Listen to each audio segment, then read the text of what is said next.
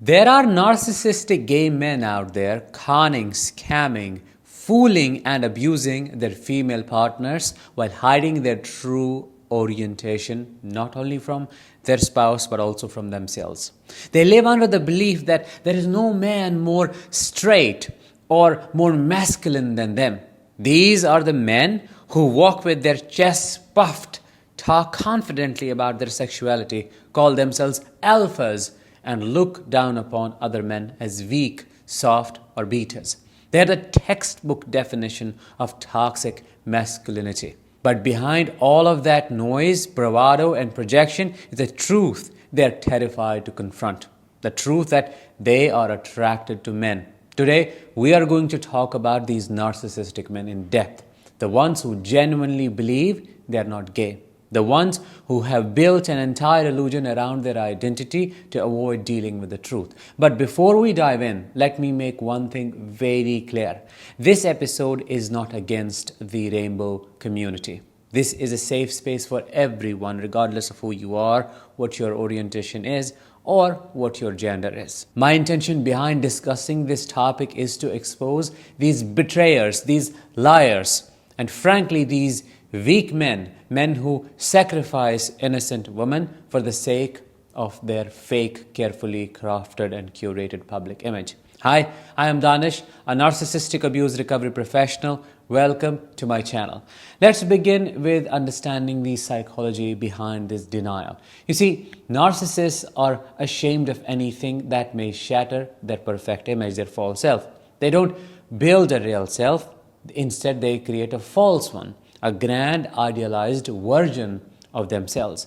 And they guard that version like anything. It's sacred, it's everything. Anything that threatens it is denied, destroyed, or projected onto someone else, someone who can take that burden.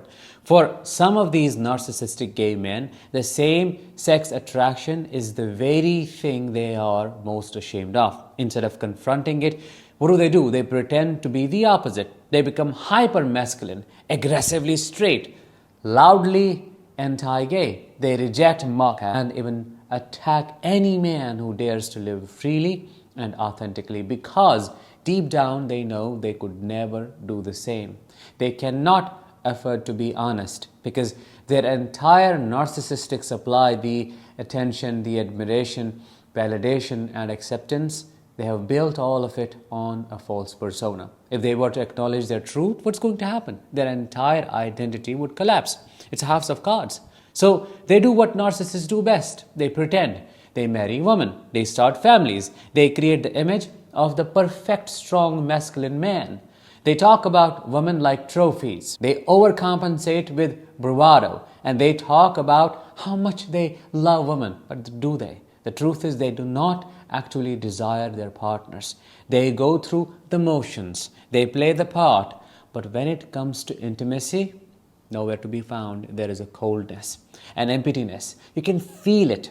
If you are a woman in this situation or have been in this situation, you know what I'm talking about. You have probably questioned why he seems disinterested in you, why you feel more like a roommate than a romantic partner, why he does not look at you the way a man in love should. You have probably blamed yourself. Maybe you thought you were not attractive enough. Maybe you wondered if you were too needy, too emotional, too big of a deal. But the truth is, you were never the problem, as I have explained before. He just wasn't being honest with you. You will notice these men always have a best friend, a man they're constantly texting, constantly calling, constantly meaning. He spends more time with this friend than with you. And if you ever question it, what happens? He gets defensive, or worse, he mocks you. He says, "What? Are you jealous of my bro?" He calls it brotherhood, or loyalty, or camaraderie.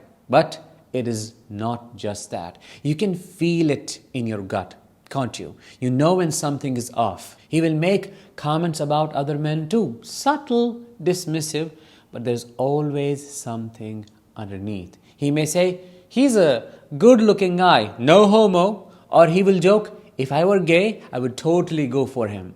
But the laughter feels forced. The tone feels weird. It doesn't land the way a real joke does. And then when you bring it up, He gaslights you as always, as with everything else. He accuses you of being insecure. He flips back it on you. He says, you are crazy. You are imagining things. Or you are what you're calling me.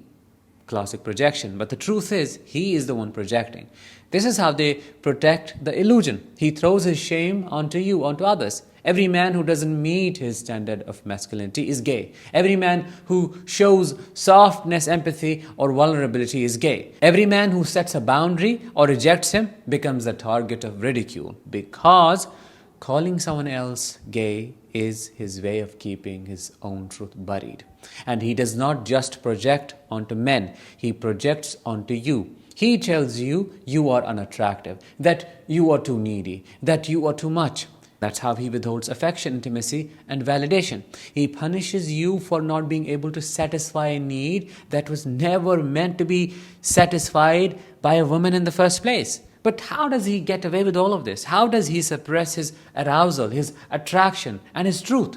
Well, he convinces himself that his closeness to men is just bro culture, that physical admiration is just appreciation, that what he feels isn't real, it is just admiration for another alpha. And if he ever feels uncomfortable, if the truth comes to surface and he can no more deny it, what does he do? He buries it under porn, alcohol, aggression, or religion. And the rejection of women, your rejection, that's easy to rationalize for him. He tells himself you are the problem. How? Well, women are emotional, clingy, or complicated. That is what he believes. That you're not like the other women he fantasizes about. But the truth is, he's not fantasizing about women at all. He's building a narrative where he's the victim, classic Darvo, and you're the reason he's not fulfilled. That narrative protects him from facing the truth about who he really is and who he really wants. Now, let's talk about their homophobia for a second.